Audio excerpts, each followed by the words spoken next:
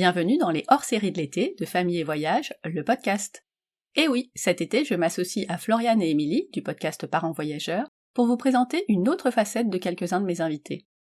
Ici, vous le savez, les parents ouvrent leur carnet de voyage et nous font découvrir une de leurs destinations préférées.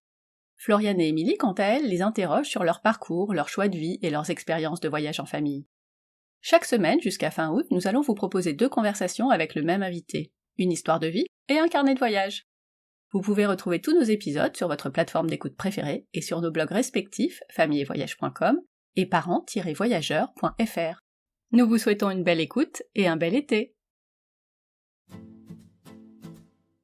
Bonjour à tous, je suis Émilie du blog Parents Voyageurs. Chaque semaine, on va parler voyage en famille, mais aussi nous allons partir à la rencontre de certaines familles inspirantes. Alors installez-vous confortablement et bienvenue dans ce nouvel épisode. Bonjour les parents voyageurs, j'espère que vous allez bien. Alors cette semaine, j'ai le plaisir de recevoir dans le podcast Céline. Céline, c'est la fondatrice du site Les Petits Baroudeurs. Donc je ne sais pas si vous connaissez, mais en tout cas, Parents Voyageurs a déjà collaboré avec Petits Baroudeurs. Alors avec Céline, nous avons parlé de plein de sujets passionnants. Nous avons parlé déjà du lancement du site Les Petits Baroudeurs, comment ils ont quitté Paris pour aller vivre en montagne. On a parlé de micro-aventures, on a parlé aussi des enfants et de leur rapport avec la nature. En tout cas, c'est un sujet encore hyper passionnant. J'espère que ça vous plaira. En tout cas, je vous souhaite une belle écoute.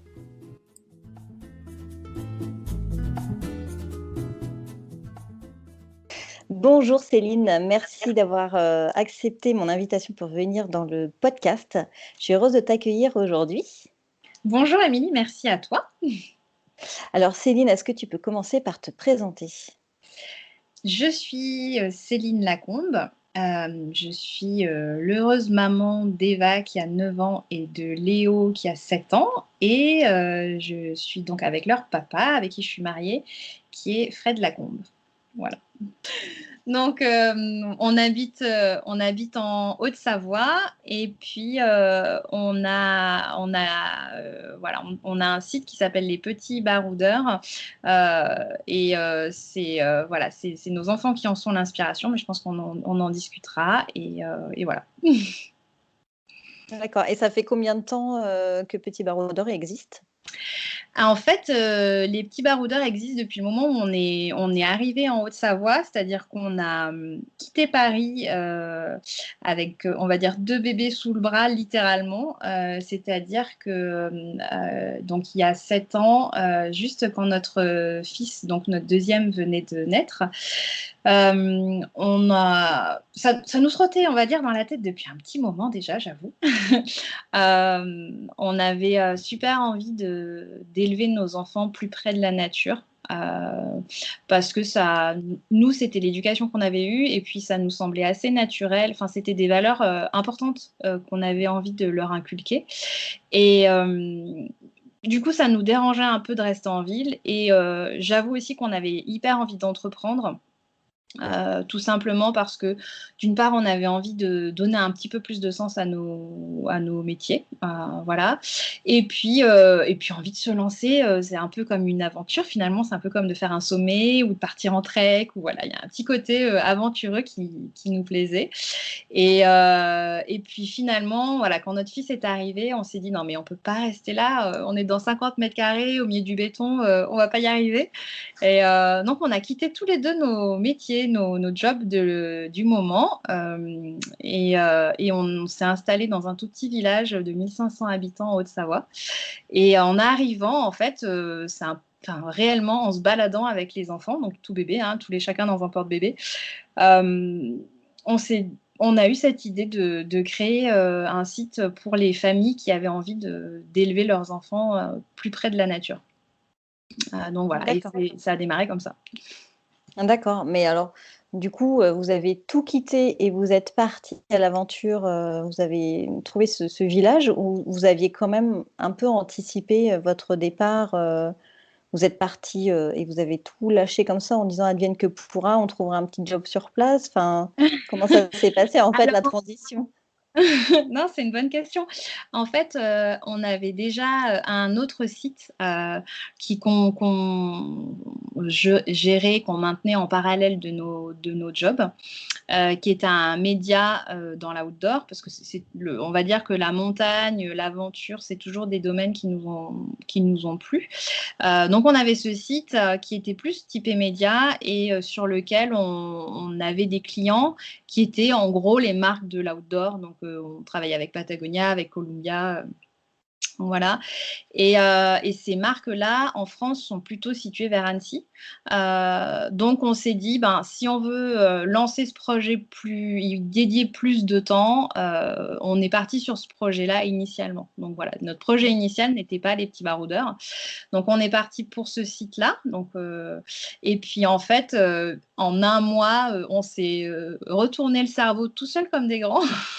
Et puis, on a lâché notre projet initial pour partir sur un tout autre projet. Donc voilà, on s'est dit que c'était pas, voilà, c'était un peu foufou, mais notre projet initial, on l'a vite laissé tomber. Et puis voilà, les enfants, enfin, je sais pas, ils nous ont donné aussi une espèce d'énergie.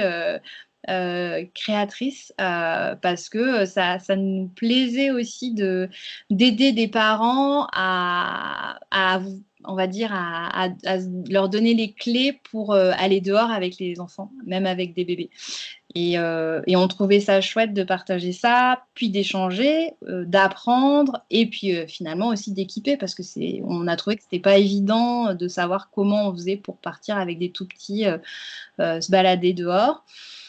Donc, ça nous a beaucoup plus tenu à cœur d'aller vers ce projet-là. Donc, voilà, on est parti pour un projet, puis finalement, on est parti sur un autre. Ça, c'est l'aventure à tout niveau, quoi. Voilà, c'est un peu comme si on était parti en rando, on était parti sur un chemin, puis on s'est dit « Ah non, de ce côté-là, c'est pas mal », donc voilà, on a un peu bifurqué en route. C'est génial et du coup, donc là, vous avez quitté Paris, ce choix-là, quel a été le déclic vraiment, qui a fait que c'était le moment, en fait? Est-ce que tu te souviens? Alors honnêtement, quand on avait envie de partir, hein, on se voyait pas rester, et c'est vrai qu'à l'arrivée de notre, 2e bébé, nos enfants, ils ont très peu d'écart, hein, ils ont 18 mois d'écart. Donc, quand Léo est arrivé, Eva était encore dans son lit parapluie et je t'avoue qu'à Paris, on avait, bon comme, la plupart des Parisiens, c'était chouette, on habitait dans le centre, mais on avait un tout petit appart, forcément et avec, une seule chambre, avec une toute petite chambre et donc quand Léo est arrivé, ben, Fred dormait avec Eva dans la chambre. Moi, je dormais avec Léo dans le salon parce que je l'allaitais, que je dormais avec lui. Voilà et rapidement, on s'est dit que c'était compliqué quand même de vivre comme ça. On s'est quand même donné une petite chance en allant visiter une ou 2 maisons en banlieue et puis on s'est dit: «Ah, non, c'est pas ça, c'est pas ce qu'on souhaite» et on avait tellement, tellement envie de partir et on avait passé quelques vacances à Annecy avant et on avait eu un énorme coup de cœur pour la région, parce qu'on n'y a pas du tout d'attache ou de famille, hein, donc on avait juste eu un coup de foudre, on va dire, pour ce lieu et du coup, assez naturellement, on a cherché ici puis on est parti. Et tout s'est dessiné, comme ça. Ouais, voilà. On arrivait en été, c'était plus facile, voilà. Alors avant de créer, cette boutique en ligne et de vous lancer dans l'aventure voyage en famille, vous étiez des voyageurs, avant d'avoir des enfants? Quel Alors il y a 2 questions en une en fait. C'est, est-ce que vous étiez voyageurs avant? Et aujourd'hui en tant que parent voyageur, quel type de voyageur êtes-vous? On était, oui, des voyageurs avant d'avoir les enfants. C'est quelque chose qu'on faisait, qu'on a toujours fait. Heu, Moi toute seule avant, avec Fred ensuite, donc on a toujours énormément voyagé. On a aussi habité à l'étranger, donc ça nous a voilà, en habitant à l'étranger, on avait l'impression de voyager au quotidien, donc c'était juste, génial. Mais j'imagine que tu vois à peu près ce que je veux dire. Oui, tout à fait. Donc voilà et oui et le plus grand voyage qu'on ait fait, c'est, on a habité un petit moment aux États-Unis Et à un moment, on s'est dit que bon, pour des raisons professionnelles, on a dû repartir. Et la motivation qu'on a trouvée pour quitter les États-Unis, parce que c'était quand même bien d'habiter à San Francisco, c'est qu'on a réussi à négocier avec nos employeurs à ce moment-là d'avoir un break pendant 3 mois et d'avoir nos jobs au retour.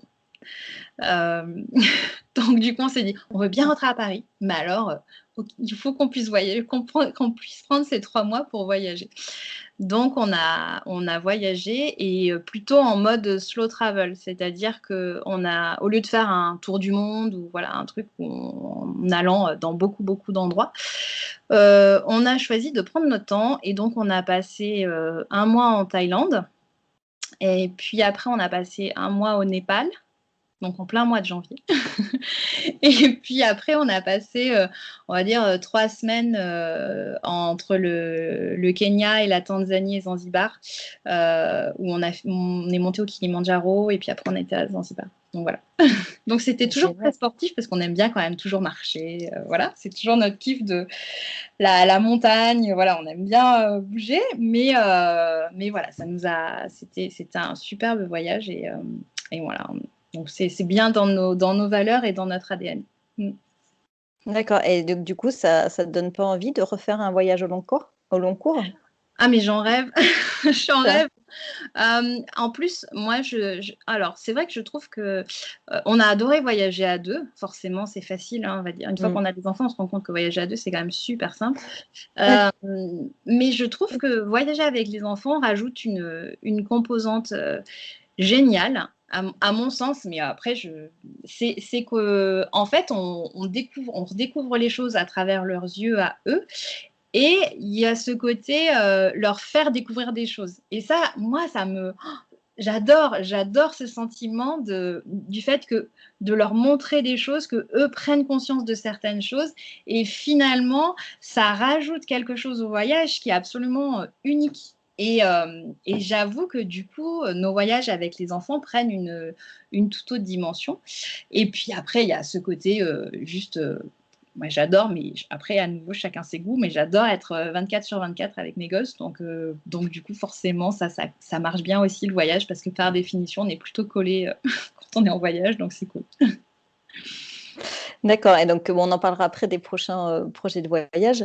Et quand tu voyages avec tes enfants, quel type de voyageur êtes-vous, dans le sens où est-ce que vous êtes plutôt en mode sac à dos? Est-ce que vous êtes plutôt en mode road trip? Vous louez une voiture et vous vadrouillez? Vous faites un mix de tout? Enfin, comment tu pourrais définir de manière générale tes voyages en famille? On a essayé plusieurs formules. On a, on a beaucoup aimé. Alors, un des voyages qu'on a fait quand ils étaient tout petits, on est parti au Québec en camping-car et pendant quasiment un mois, et c'était juste génial parce que le camping-car était hyper approprié à des enfants en bas âge et hyper approprié au lieu, parce que c'est vrai que c'est ça, les routes sont propices, il y a des grandes distances, mais du coup, le fait d'avoir un camping-car, on peut s'arrêter facilement, faire à manger facilement, etc. Donc, c'était plutôt super adapté. Donc, ce mode de voyage nous a beaucoup plu, ce côté itinérance, mais à la fois dans le confort. Je trouve que c'était vachement plus simple que d'être à l'hôtel. Voilà. Mais sinon, le classique, c'est plus souvent on va louer une voiture, un véhicule, et puis faire bouger d'étape en étape. On est allé en Norvège, par exemple, où on a du coup loué une voiture et puis on a plutôt privilégié des guest house, mais on avait pu prendre notre tente. Donc on a une petite tente de bivouac, donc elle rentre dans les valises, c'est chouette. Et du coup, on a pas mal dormi sous tente aussi, en bivouacant. Et la Norvège s'y prête pas mal, ou en camping. Et du coup, on était bien plus proche de la nature. Et du coup, quand on peut voyager en étant voilà, au plus proche de la nature, ça nous plaît encore plus. Alors, c'est pas adapté à tous les pays. Mais là, pour le coup, ça l'était bien et je le conseille vraiment, pouvoir dormir sous la tente en Norvège, c'était juste dingue. Ça donne envie, en tout cas. Et du coup, tes destinations, tu les choisis forcément comme ça, avec cette proximité avec la nature, ou c'est en fonction des envies, ou comment tu choisis de ce fait tes prochaines destinations? J'avoue que c'est pour nous, c'est le critère numéro un, effectivement. Alors, ça changera peut-être, sûrement peut-être en fonction des envies des enfants aussi, hein, quand ils vont grandir. Mais pour le moment, oui, c'est un gros critère de pouvoir être dans la nature le plus possible. Euh, Même si, par exemple, on est allé en Crète aussi. Alors, c'est une destination, on va dire, plus commune. Mais voilà, on y est allé hors saison, donc on y est allé sur des vacances d'automne et on a passé quelques jours en ville parce qu'il y a quand même de belles choses à visiter. Mais sinon, après, on était surtout dans des endroits un peu voilà, reculés, dans la nature à nouveau, visiter des canyons, des gorges, des plages où il n'y avait personne. Voilà, c'est pas mal notre trip, quoi. D'accord. Et du coup, sur le blog en fait du Ouais. site, vous parlez aussi beaucoup de micro-aventures, justement du voyage de proximité. Donc, c'est complètement en lien avec ce que tu disais tout à l'heure, le bivouac, le retour aux sources. Est-ce que peux nous parler un peu de ta manière de voyager en mode micro-aventure? Ou quelle est ta vision de la micro-aventure? Alors, c'est vrai qu'on aime beaucoup sortir au plus proche de chez nous aussi, parce que finalement, ça revient à ce que je t'ai dit qu'on aimait bien, c'est-à-dire à passer du temps avec les enfants. Et c'est vrai que souvent, il vaut mieux sortir de la maison pour se dégager des contraintes. Puis, bah, quand on a sa boîte, on est très, très tenté d'ouvrir son ordinateur et de se remettre à travailler un peu n'importe quand, tout le temps. Voilà. Ça, c'est Donc voilà. horrible. Je suis contente que tu le dises parce que j'ai l'impression des fois que c'est presque maladif, quoi, comme une drogue. C'est Ouais, ouais, donc du coup, c'est vrai que c'est l'avantage de partir dans la nature, c'est qu'on coupe forcément, enfin on coupe, on a toujours son téléphone, mais c'est quand même pas pareil, donc on coupe plus facilement de tout ça. Et puis, je trouve que pour les enfants aussi, c'est toujours plus facile de leur proposer quelque chose qui sort un peu du commun que juste de leur dire ah bah tiens on va marcher. Bah, marcher, même mes enfants où pourtant nous on est à fond, on met en valeur en avant la rando et tout. Si on leur dit juste on va marcher, bof quoi. En revanche, si on leur dit venez, on va dans, vous savez, ce champ qu'il y a là-haut, etc. Ben, on vous propose, on y va, on fait un petit feu, on fait griller des chamallows et après on redescend.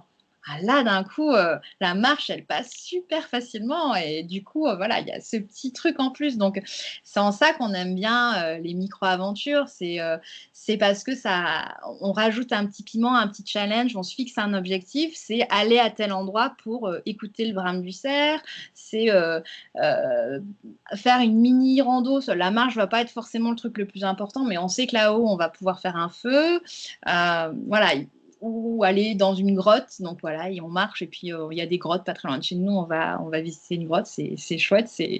C'est pas des trucs dingues, mais il y a un côté un peu différent et un peu inhabituel qui motive aussi vachement les enfants, tout mmh. simplement. Ouais, il y a pas de secret quand tu rends, les choses un peu plus ludiques, Mm, tout de suite, tu arrives à les fédérer, beaucoup plus facilement, quoi. mm. Ça, c'est hyper important. Et cet été, du coup, bah, du coup comme beaucoup de monde, on n'est pas parti loin, hein. Et par exemple, on est parti faire une descente de rivière. Donc, on a descendu l'Allier pendant 5 jours en bivouac. Donc, on a loué des canoës, on a pris avec nous la tente et de quoi manger. Et du coup, on était sur la rivière et juste, c'était la vraie aventure parce que bah, pouvoir pagayer, s'arrêter, pique-niquer, puis repagayer, se baigner, se arrêter, trouver un endroit pour faire un bivouac, s'assurer que on avait le droit, que c'était chouette, qu'on allait déranger personne et ne pas être dérangé. Et puis là, ben, poser la tente, faire un feu et voilà, faire griller nos pommes de terre et nos chamallows. Puis c'était chouette. C'est vrai que ça vend du rêve quand même, quand tu nous le racontes comme ça, les enfants, ils doivent avoir l'impression de vivre comme des aventuriers, en fait, quand vous partez comme ça. Alors c'est vrai qu'ils aiment. Alors c'est paradoxal, c'est-à-dire que certes ils adorent ça, donc on n'a pas besoin de les motiver pour le faire, mais finalement le paradoxe c'est qu'ils le font quand même relativement régulièrement et que du coup pour eux ça devient quelque chose de naturel. en fait, et donc ils se rendent plus trop compte du côté un peu extraordinaire. On a beau leur expliquer que ben, c'est un petit peu une chance de pouvoir faire ça. Bah, comme des enfants, c'est normal, Mm. hein. Eux, ils se rendent pas trop Ils se compte. rendent pas compte. Alors, nous, on se dit que c'est chouette parce qu'on plante des graines pour plus tard. Et on espère le faire auprès de nos enfants et puis on espère le faire auprès d'autres familles parce que voilà, on est assez convaincus que c'est bien pour les enfants de passer du temps dehors et c'est pour ça qu'on a hyper à cœur notre projet. C'est parce que pour nous, c'est important pour eux, pour leur santé, pour leur développement psychologique et tout simplement aussi derrière pour qu'ils respectent la planète, quoi. C'est-à-dire qu'on protège bien mieux ce qu'on connaît. Et donc, Exactement. voilà, s'ils ont appris à passer des moments de dingue dans les bois, en montagne, ça leur plaira et ils auront à cœur de respecter et de protéger cet environnement. Qu'est-ce que tu penses que ça leur a apporté en plus d'être partis vivre comme ça dans les montagnes, à la campagne, enfin au plus proche de la nature? Qu'est-ce que tu peux remarquer de différent? Alors, c'est sûr que du coup, ils sont très adaptés au milieu naturel, finalement un petit peu comme des animaux, c'est-à-dire que eux, leur milieu, c'est ici, donc ils y sont très adaptés. Donc, on va dire que pour eux, le froid ou la pluie ou le fait de marcher dans la boue, ou, voilà, ces choses-là vont absolument pas les gêner, ou de tomber, ou de s'égratigner, ou alors ils vont pleurnichouiller comme normal, hein, mais c'est pas des choses qui va les gêner. C'est un univers qu'ils connaissent et comment dire et qu'ils aiment dans la mesure où forcément si ils se disent on va aller grimper dans tel arbre, essayer de construire une cabane, ramasser des noisettes. J'ai lavé un short de mon fils il y a 2 jours et j'avais pas vidé les poches. En fait, j'ai lavé des noisettes et voilà, c'est ça quoi. Mais à la fois, du coup, ça veut dire que ils sont bien adaptés à leur environnement. Du coup, ils l'aiment et ils ont envie de le respecter. Donc, évidemment, pour eux, dès qu'ils voient un déchet, c'est va des rétro Satanas. Mais qui a pu faire ça? Voilà. Mais du coup, ils sont mal adaptés à la ville. Et donc, du coup, ben, c'est compliqué. C'est des choses sur lesquelles nous, il faut qu'on travaille. Parce que, ben, à l'inverse, quand ils sont en ville, eh ben, ils trouvent que ça sent pas bon. Ils trouvent que ça fait du bruit. Ils sont très vite choqués par beaucoup de choses. À la fois, d'un autre côté, ils sont aussi émerveillés. C'est-à-dire que ben, tu les mets dans le métro, c'est un peu la fête, quoi. Euh, aller dans des magasins comme bah, je les emmène peu ou pas. Bah, du coup, voilà, c'est un peu un côté extraordinaire. Donc voilà, c'est plus une question d'adaptation, mais je pense que finalement, les enfants, voilà, ils s'adaptent en fonction de leur milieu et que bah, voilà, ils seront sûrement moins à l'aise en ville que justement des enfants qui sont élevés à Paris pour qui c'est leur environnement, qui vont être hyper débrouillards et tout là-dessus. Ben, les miens, sûrement pas. Je pense que ce serait peut-être un peu compliqué au démarrage. Et à l'inverse, ici, ben, ouais, ils ont un sens de l'orientation qui est pas trop mauvais. Ils savent reconnaître des choses, ils savent allumer un feu. Mais voilà, chaque environnement, on va dire, induit des choses sur les enfants. Ouais, tout à fait. Et donc, du coup, ça te fait peur quand tu disais on va travailler dessus. Parce que quelque part, on n'est pas dans de la normalité ou tu t'as peur peut-être pour eux pour plus tard pourquoi tu ressens le besoin de travailler un peu sur ça plutôt pour leur confort J'ai ou pas plutôt... forcément peur, mais je me dis qu'il faudra que enfin, c'est aussi pour les aider, pour leur rendre service, de me dire que voilà, il faudra aussi qu'ils sachent faire. Et donc, en cela, de temps en temps, voilà, on va essayer aussi, on va passer un week-end ici et là à Lyon ou à Paris voilà, pour qu'ils se rendent compte que voilà, il y a d'autres choses, comment ça fonctionne, etc. Mais dans l'autre sens, c'est pareil, finalement, des enfants qui sont élevés qu'en ville, je pense que pendant les vacances, ils prennent plaisir à venir un peu dans la nature pour apprendre un peu à se débrouiller dehors et voir comment ça marche et comment, voilà. Donc voilà, c'est pas tant une crainte que de me dire qu'un constat et de me dire bon bah du coup voilà, il y a des choses sur lesquelles ils sont à l'aise et il y a des choses sur lesquelles ils sont moins à l'aise, donc voilà. D'accord. Et aujourd'hui, alors il y a pas mal de parents voyageurs qui nous écoutent et il y a peut-être des parents voyageurs qui n'osent pas franchir le cap de bouger avec ses enfants, hein, que ce soit sur la micro-aventure ou du grand voyage. Qu'est-ce que tu pourrais donner comme conseil à ces parents, en fait, qui sont un peu remplis d'inquiétude, ou même quand c'est son premier bébé aussi, tout simplement? Ce serait quoi, toi, tes conseils pour les aider? D'une part, je dirais qu'il ne faut pas hésiter, il faut le faire parce que c'est génial et pour l'enfant, mais aussi il faut penser à soi aussi et c'est super aussi pour les parents. Enfin, prendre l'air et faire des choses qui sortent un peu de l'ordinaire, ça fait forcément du bien. Après, je pense qu'il faut y aller petit à petit.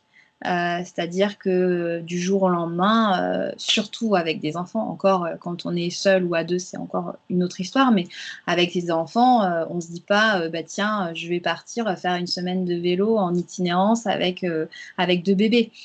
Peut-être pas tout de suite. Voilà, peut-être qu'on démarre par une après-midi, puis une journée, puis une nuit, peut-être plutôt une nuit en dur d'abord, et après peut-être une nuit avec une toile de tente.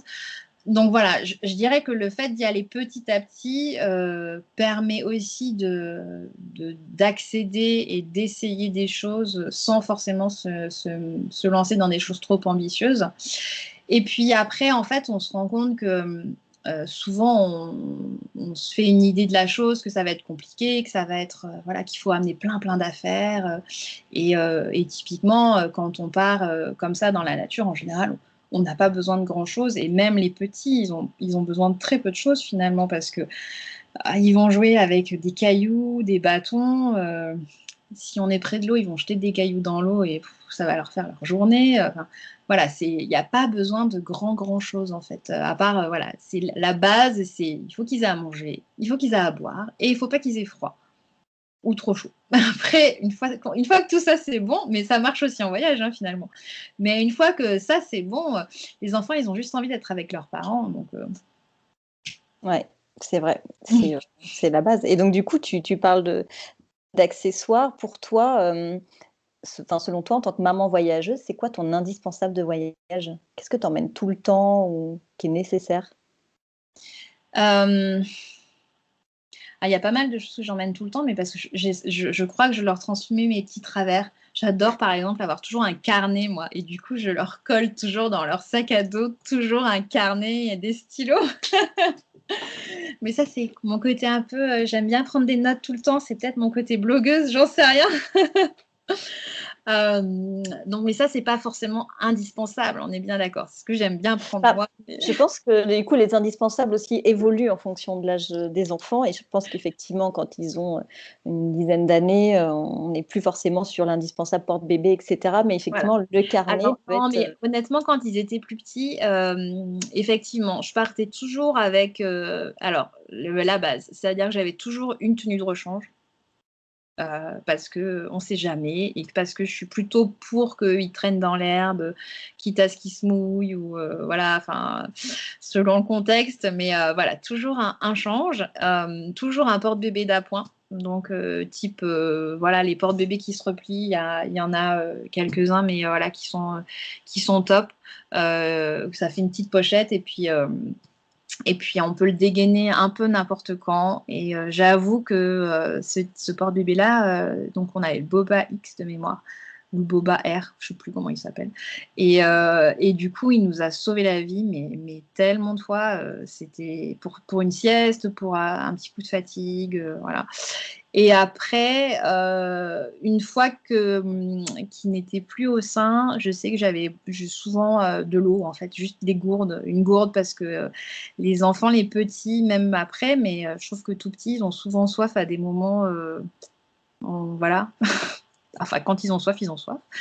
Et avoir à manger, c'est important, mais j'arrive à les faire patienter. Quand ils ont soif, c'est plus compliqué. Et puis toujours, acheter des bouteilles d'eau, c'est pas top, c'est pas très écolo et tout. Donc voilà, toujours une petite gourde sous la main.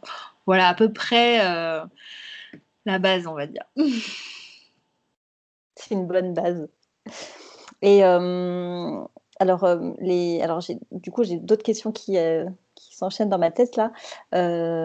Par rapport déjà par rapport à vos valeurs justement écologiques, est-ce que tu peux nous parler un petit peu de tes engagements? Je sais que en tout cas, Petit Baroudeur propose beaucoup de produits pour limiter les déchets, etc. D'ailleurs, on a vos gourdes réutilisables, on adore. Enfin, quelle est votre démarche en fait aussi par rapport à ces produits-là euh, Pourquoi vous mettez en vente ces produits-là en fait? C'est quoi votre démarche et votre Ouais. envie au travers de ça?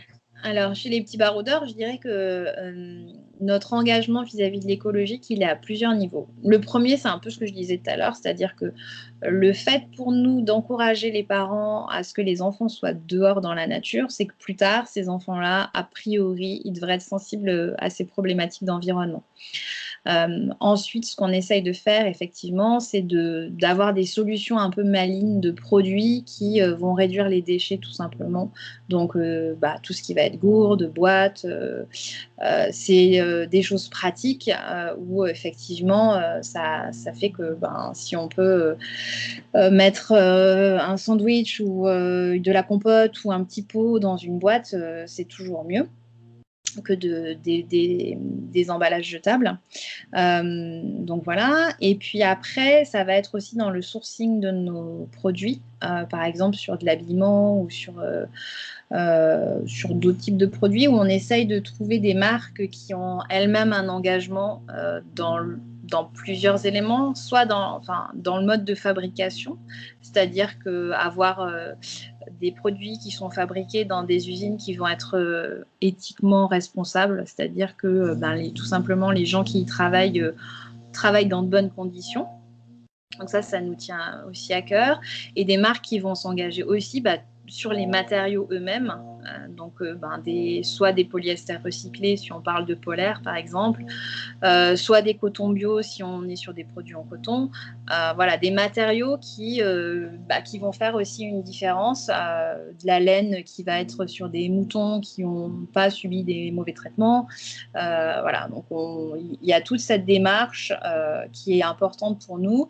Et par rapport, donc ça peut être sur des aspects adultes aussi finalement, mais sur la spécificité pour les enfants, et on arrive à la trouver sur 2-3 marques qu'on a, c'est aussi des traitements. Alors comme ce qu'on propose, c'est des produits qui vont être assez techniques, typiquement pour que les enfants, je disais tout à l'heure, pour que les enfants soient bien aussi pour partir dehors, c'est qu'il faut qu'ils n'aient pas faim, qu'ils n'aient pas soif, mais qu'ils n'aient pas trop chaud, pas trop froid. Et donc pour ça, c'est vrai que moi je suis assez partante toujours pour sortir par tous les temps, mais s'il pleut des cordes, il faut que les enfants soient bien protégés. Et donc les vêtements pour qu'ils protègent bien de la pluie, souvent ils ont des traitements sur les matières qui peuvent être pas très clean, on va dire, d'un point de vue santé. Et quand on sait que les bébés, typiquement, ou les enfants même, ils vont mâchouiller leurs manches, etc., on se dit, oula, la cata. Donc voilà. Donc du coup, on a à cœur d'avoir des marques qui, typiquement, même si l'enfant mâchouille sa manche, il ne va pas ingurgiter des trucs un peu dégueux. On ne sait pas trop ce que c'est. Donc voilà à peu près aux différents niveaux, les engagements qu'on prend au Petit Baroudeur. Après, on fait du mieux qu'on peut. Si on pouvait n'avoir que des produits fabriqués en France et tout, ce serait génial. Mais juste, c'est pas possible en fait. Des chaussures fabriquées en France pour des enfants qui soient hyper techniques, en fait, on n'en a pas trouvé. Et puis, on n'a pas non plus envie d'avoir que des produits qui sont complètement inaccessibles en termes de budget. Parce que ça, du coup, on ne résoudrait pas notre premier objectif, qui est d'essayer de faire en sorte d'aider les familles à ce que les enfants aillent dehors. Si on n'a que des paires de pompes à 150 €, c'est compliqué une paire de pompes à 150 €. Je suis la première à le reconnaître. Donc, du coup, forcément, ça freine un peu. Donc voilà, c'est hyper important de réussir à garder des produits accessibles et pour autant de faire le maximum qu'on peut pour que les produits soient quand même les plus clean possibles.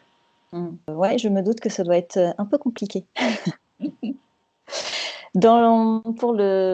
Pour le site, c'est quoi vos prochains projets? Est-ce que les Petits Baroudeurs va évoluer vers des nouveaux projets? Vous avez des idées en tête pour développer ça, justement, l'accessibilité aux parents, leur donner envie de sortir, etc. On a passé une étape récemment qui a été de lancer un nouveau site. Donc pour nous, c'était une grosse étape parce qu'on avait le même site depuis le lancement, donc depuis 6 ans. Donc c'était un gros, gros projet qui nous tenait à cœur. Et donc par là, notamment la partie blog, la partie, on va dire, média, est bien mieux mise en avant.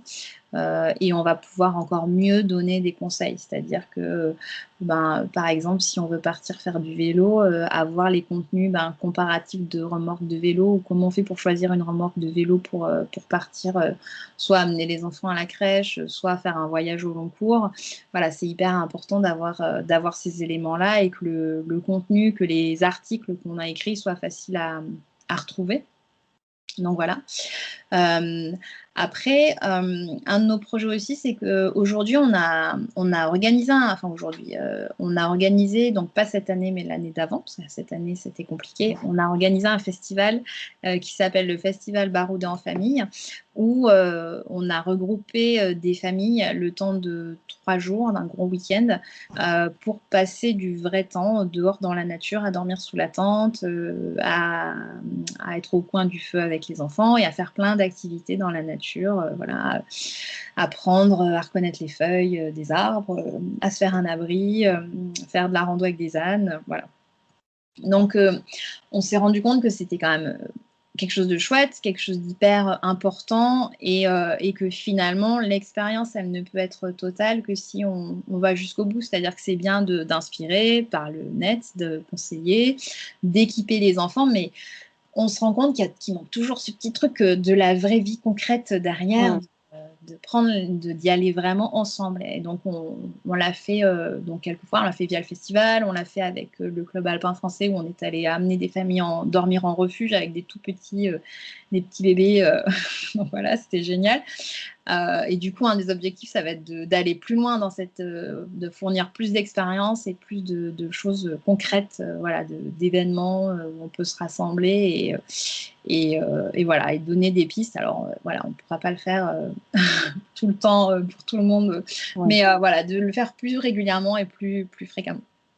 Et vous, en tant que parent voyageur, alors quels sont vos projets? Alors, soit vos prochains projets de voyage, s'il y a voyage, mais voilà, à la limite, on peut se dire hors circonstances actuelles, ou prochain projet de vie, tout simplement. Prochain projet de vie, pour le moment, on est plutôt bien au pied de notre montagne, donc on ne va pas complètement tout changer maintenant. En revanche, on a énormément d'idées et d'envie de voyage. J'avoue que finalement, on s'est rendu compte que ça n'enlève rien au fait qu'on adore barouder juste à côté de chez nous, mais oui, on a quand même des envies de voyage. Aussi par rapport à ce que je te disais tout à l'heure, c'est-à-dire que on trouve ça tellement génial de faire découvrir des choses aux enfants, des choses différentes qu'ils n'ont pas l'habitude de voir pour qu'eux portent leur regard différent d'une autre sur d'autres cultures et tout. Ça, voilà, ça nous fait super envie. Donc, alors, moi, j'ai une destination, je ne sais pas pourquoi je me suis mis en tête depuis plusieurs mois, mais j'adorerais aller au Sri Lanka avec les enfants parce que j'ai l'impression que ce serait, voilà, que j'ai écouté plein de podcasts sur le sujet, j'ai lu des bouquins, des articles, je me dis oh là là, ce serait trop chouette. Il y a un côté hyper différent, voilà, culturellement, au niveau des paysages, au niveau des gens, au niveau des animaux. Enfin, j'ai l'impression que voilà, on irait dans C'est ce dont tu as envie là, dans les... Ouais, là j'avoue, bon, ça fait un petit moment qu'on en a envie, qu'on en parle, mais bon, on n'est pas du tout passé au concret pour le moment. Donc voilà. Après, on avait un projet de trek au Maroc récemment, enfin pour les vacances de printemps dernières, qui me tenait beaucoup à cœur aussi parce que l'idée c'était de pouvoir aller dormir dans le désert, donc marcher dans le désert. Et à nouveau, il y avait ce côté découvrir un environnement différent. Et dans notre projet, on devait aller aussi dormir chez l'habitant. Donc voilà, l'idée c'était aussi de montrer aux enfants que des gens peuvent habiter différemment et voilà, voir des choses différentes. Mais on n'a pas pu le faire. donc voilà, c'est les 2 projets qui sont en tête, mais avec pour le moment absolument rien de concret sur aucun des 2 projets. Ouais, on a du mal à se projeter effectivement avec la situation actuelle. Et finalement, est-ce que le fait de ne pas pouvoir voyager vraiment librement, est-ce que ça te donne encore plus envie de voyager? Tu vois, est-ce que la micro-aventure te suffit en ce moment? Ou est-ce que juste le fait de dire que comme tu peux pas le faire et que tu n'as pas l'opportunité de le faire, ça te manque? Je pensais pas que ça me manquerait, mais en fait, oui, en fait, oui, ça me manque. Alors ça me manque à moi, mais parce que j'ai toujours beaucoup, beaucoup voyagé. Je pense pas du tout que ça manque aux enfants, très honnêtement. Eux, leur environnement proche et tout, alors ils adorent prendre l'avion. Alors, je sais que c'est pas du tout à la mode de dire qu'on aime prendre l'avion, mais mes enfants adorent ça parce que c'est Allez, c'est des synonyme de enfants. voyage, c'est synonyme de faire un truc chouette, d'être tous les quatre, voilà, de découvrir des nouvelles choses. Donc même si on se limite à une fois par an, donc au moment où on pouvait encore voyager, on se limite à une fois par an, mais voilà, mais eux, ça va pas leur manquer à proprement parler. Moi, un peu plus.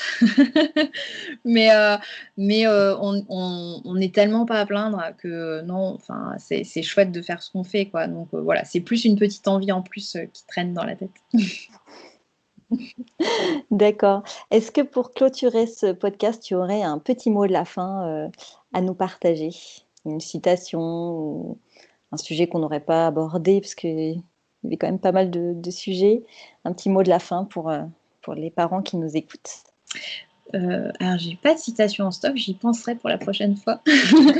Mais non, je dirais tout simplement que, surtout pour les nouveaux parents, donc quand on a un tout petit bébé où c'est pas forcément, on se pose plein de questions et il y a beaucoup d'inconnus, mais de se faire confiance en fait. Et pour ceux qui ont déjà l'habitude d'aller se balader, de partir en week-end, de partir en rando, etc., de se faire confiance et que le bébé, tant qu'il a ses parents à manger, il sera bien et qu'il faut pas hésiter à y aller, quoi. Faut pas hésiter à franchir le petit pas pour aller dehors et partir un petit peu à l'aventure.